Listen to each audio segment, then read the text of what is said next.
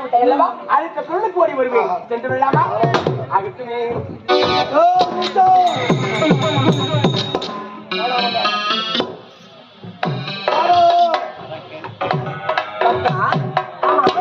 இப்பொழுது முன்னேறிட்டு பின்னே அதே அடித்ததி நாடேதான் மணி என்று பாராமலும் வெயில் என்று பாராமலும் குளிர் என்று பாராமலும் சிவசிவா சிவசிவா என்று அழைத்து இந்திராவினால் அழைத்தான் உண்மை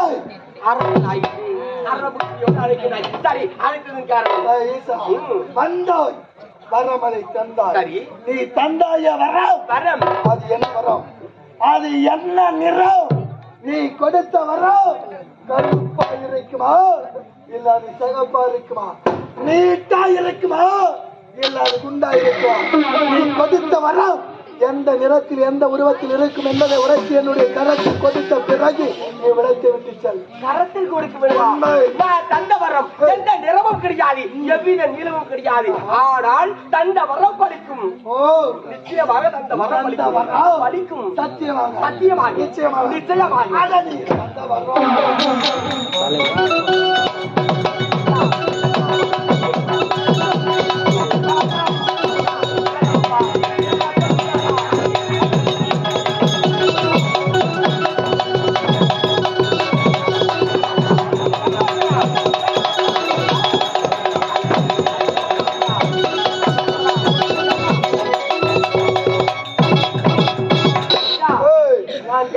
நான் கேட்டதற்கு சரியான பதில் உரைக்க வேண்டும். கேட்ட வார்த்தைக்கு உரைத்தாயே நான் கொடுத்த வரம் உண்மையான வரம் உண்மையான வரம் என்று அதை நான் எப்படி நம்புவது? உனக்கு சந்தேகமா? சந்தேகம் தான். எதனால சந்தேகம்? இவன் நல்லவனாயிருந்தா இவன் வார்த்தை மேல ஒரு நம்பிக்கை வைக்கலாம். ஒரு குடிக்காத சுயநலத்தோட ஒரு மனுஷன் இருந்தா அவன் ஒரு 10,000 ரூபாய் நம்ம கிட்ட பணம் கொடுக்குறான்னு வச்சியா, அவன் நல்லா தானே இருக்கிறான், அது சரியாதான் இருக்குன்னு நம்பி வாங்கலாம். குடிகாரம் முழு பாதியில் இருக்கும்போது ஒருத்தவங்கிட்ட 10,000 ரூபாய் வாங்கி அதை என்னாம நம்ம எடுத்து போலாமா? அது சரியா இருக்குமா? இவன் யாரவன்? மஞ்சா புடவை கட்டிய கஞ்சா குடிவெறியன். ஆனா மஞ்சா புடவை கட்டி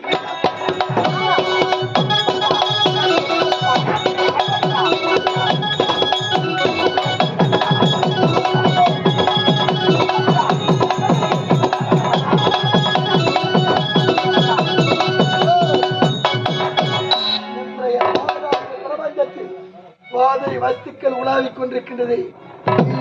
ஆன்சு சாராயம் கள்ளச்சாராயம் கல்லு மது இதெல்லாம்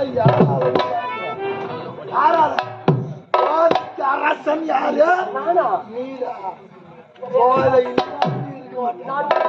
கஞ்சா போடல கட்டில கஞ்சா குடிவெறியல். கஞ்சா குடிக்க முடியாது முடியவே முடியாது. தெய்வம் முடியாது, தெய்வமே முடியாது. மனுஷன் திரும்ப போறான். தெய்வமே முடியாது மனுஷன் திரும்ப போறான். அப்ப நீ போதா சமிதனா நீ கொடுத்த வரம் உண்மன்றி அப்புறம் எப்படி நம்புறது? இருந்தது ஒரு நேரத்துல குடியார நாயா அது ஒரு நேரத்தில் ஒரு நேரத்தில் இப்படி சரியா பொருள் இருந்தா அதற்கு ஒரு உருவம் அதற்கு ஒரு நிறம் இருக்கும் அல்லவா? நீ தந்தேன் தந்தேன் என்று உழைக்கின்றாய வரம், அந்த வரம் என்ன உருவம் என்ன நிறம் அதை கொடு. நான் தந்த வரம் எந்த நிறமுமே கிடையாது. உனக்கு சந்தேகமாக இருந்தால் நான் கொடுத்த வரத்தில் வைத்து உன் எதிரிகள் யாராவது இருந்தால் அவளுக்குள்ளே சென்று சோதனை செய்து வா. எதிரி இருந்தால் பெற்ற வரத்தை எதிரியிடத்தில் சென்று சோதிப்பது, எதிரில் இருக்கும் முன்னிடத்தில் சோதிப்பது.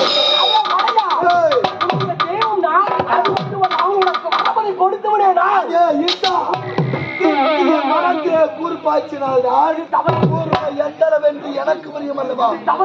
அதை கொடுத்தவன் நீ கொடுத்த வரம் உண்மையாக இருந்தால் தற்போது என்னுடைய சிரசின் மீது வைக்கின்றேன். நீ பற்றி எறிந்தால் கொடுத்த வரம் உண்மையான வரம். அதே ஈட்டா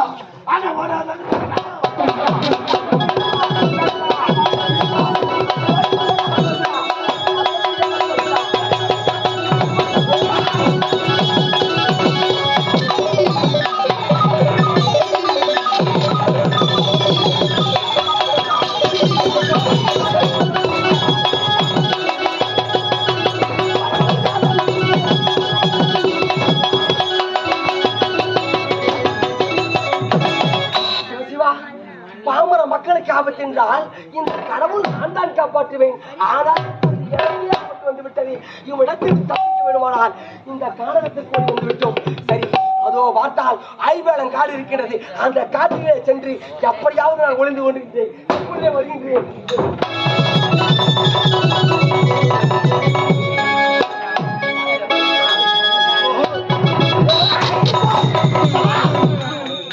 இவன் பெற்ற வரமனை சோதிக்கணும் என்று இவனை துரத்தி கொண்டு ஓடி வந்தால் அதோ தெரிகின்றது ஐவேலங்காடு. அந்த காட்டிற்குள் சென்று வருகின்றான். நீ கொடுத்த வர உண்மையான வரம், நீ கொடுத்த வரத்தின் வாய்த்தே உன்னை அழிக்க வேண்டும் என்றால் நீ எங்கு சென்றாலும் விடப்போவது கிடையாது. பின்தொடர்ந்து வருகின்றேன்.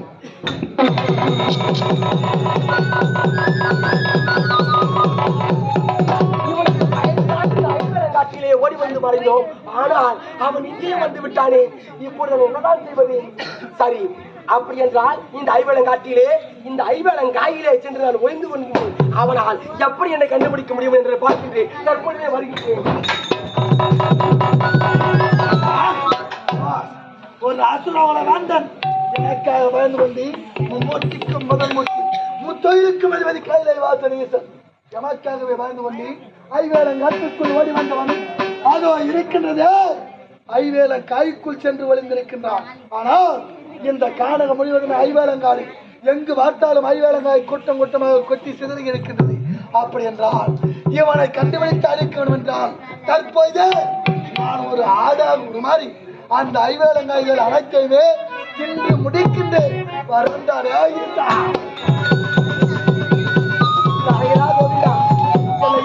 இவனுக்கு பயந்துதான் ஐவேலங்காயிலே சென்று நாம் முடிந்தோம். ஆனால் இப்படி ஆடாக மாறி என்னை வென்று கொண்டே வருகின்றானே. எப்படி தப்பிப்பது?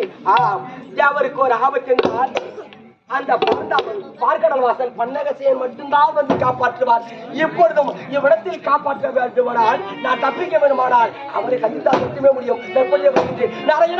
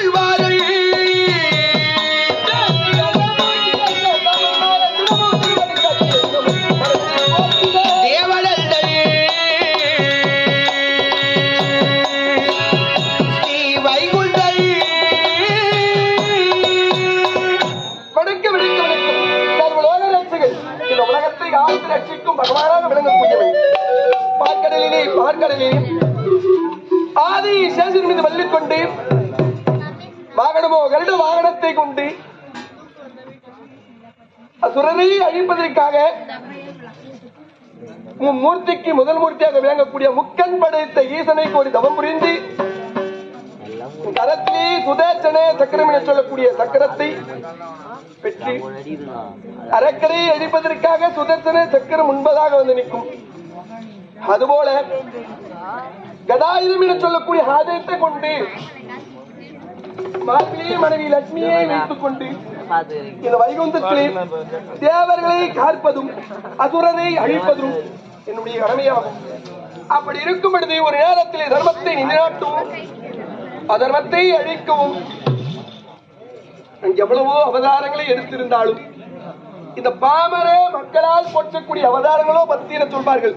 தசமினே சொல்லக்கூடிய அவதாரத்தை எடுத்து சீரு சிறப்புடு மகழ்ந்து வருகின்றேன். அப்படி அந்த தசமின அவதாரங்களாப்பட்டது கிரேதா திரேதா சோபரை கலிதம் என சொல்லக்கூடிய 4 வேதத்திலேயே முடித்துக் கொண்டேன். அது மட்டுமா வேதங்கள் என சொல்லக்கூடியது ரிக் எதுர் சாம அதர்வனம் என சொல்லக்கூடிய வேத புத்தகங்களை சதுமுக வேந்தன் பிரம்ம தேவன் கரத்திலே கொடுத்து இந்த உலகத்தை படைப்பதற்காக அவனிடம் ஒப்படைத்து வைத்தோம்.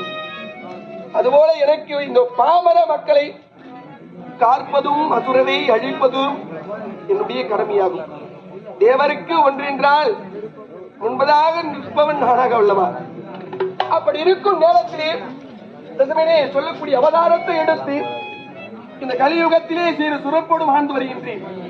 இருந்தாலும் ஒரு நேரத்திலே தர்மத்தை நிலைத்தும் அதர்மத்தை அழிக்கும் தசமினே சொல்லக்கூடிய எப்படி எடுத்தேன் தெரியுமா? நான் கொண்டே அவதான்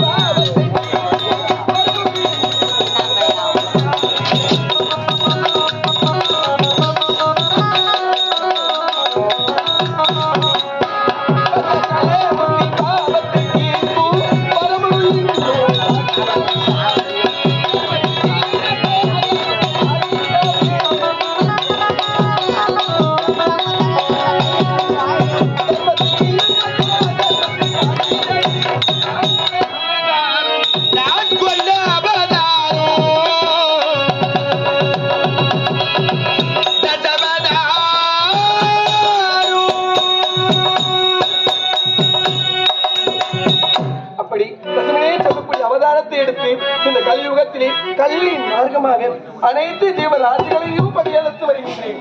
அப்படி இருக்கும் பொழுது இப்பொழுது யாரை காப்பாற்ற வேண்டும் என்று தெரியுமா? என்னுடைய மைத்துனாக விளங்கக்கூடிய முக்கண் படைத்த ஈசன், மூர்த்திக்கு முதல் மூர்த்தியாக விளங்கக்கூடிய கைலங்கிரியை ஆளக்கூடிய அந்த ஈசனாகப்பட்டவர் யார் கேட்டாலும் வரத்தை தடையில்லாமல் தந்த காரணத்தினால் இப்பொழுது அசுரனுக்கு சென்று வரத்தை கொடுத்து விட்டு இப்பொழுது மாட்டி தவிக்கின்றார். எப்படிப்பட்டவர்? பத்மா அசுரன் என சொல்லக்கூடிய அசுரனுக்கு எப்படிப்பட்ட வரத்தை கொடுத்தார்? பத்மா அசுரனாகப்பட்டவன் எப்படிப்பட்ட வரத்தை கேட்டான் தெரியுமா? தன்னுடைய இடது கை யார் சிரசின் மீது வைத்தாலும் அவர்கள் அக்னி பஸ்மமாக மாற வேண்டும் என்று வரத்தை கேட்டதற்கு இந்த ஈசனாகப்பட்டவரோ யார் என்று மாறாமல் வரத்திலே கொடுத்து விட்டு இப்பொழுது மாட்டி தவிக்கின்றார். ஈசனை காப்பாற்ற வேண்டும் என்றால் சென்றால் தான் முடியும். ஏனென்றால் ஈசன் இல்லை என்றால் இந்த உலகமே கிடையாது. அப்படி இருக்கும்போது ஈசனை காப்பாற்ற வேண்டும் என்றால் இப்பொழுது ஈசனாகப்பட்டவர் ஐவேலிங்காட்டினி என சொல்லக்கூடிய ஐவேலங்காயினில் மறைந்து கொண்டிருக்கின்றார். அவரை காப்பாற்ற வேண்டும் என்றால் நேரடியாக நாம் செல்ல வேண்டும். எப்படி செல்ல வேண்டும்? முதலில் எந்த நிலைமையில் இருக்கின்றார் என்று பார்க்க வேண்டும்.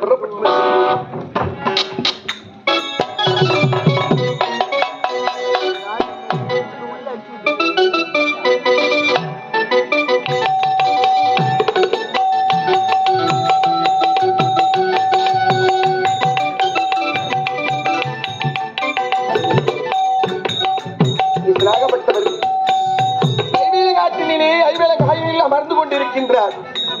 முதலாக அவரை காப்பாற்றுவதற்கு முன்பதாக சில அசுரனை அழிக்க வேண்டும் அல்லவா? அசுரர்கள் என்றால் அறுபத்தி கொண்டவர்கள் அல்லவா? அதனால் இந்த உருவத்தில் சென்றால் நாம் மாட்டி தவிப்போம்.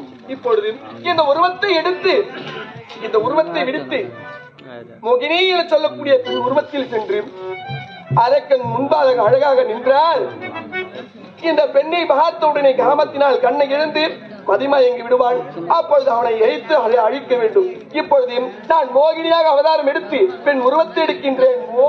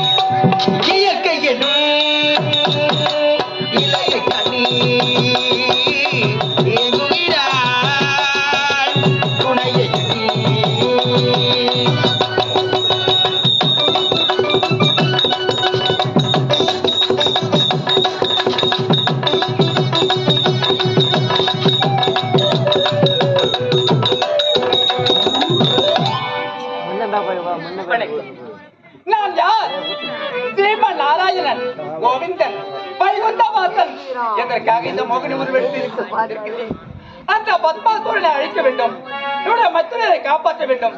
அந்த பத்மாசுரன் எங்கிருக்கிறான், என்ன செய்கிறான், விடவே கூடாது.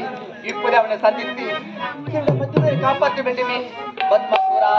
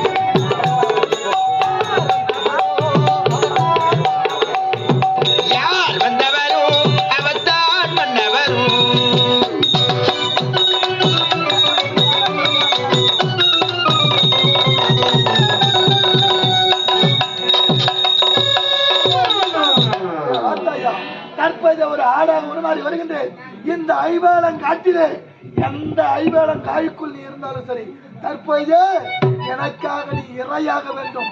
நீ தற்போதே இறக்க வேண்டும். வருகின்றேன், ஒவ்வொரு ஐவேளங்காயாக மேய்ந்து கொண்டே வருகிறேன்.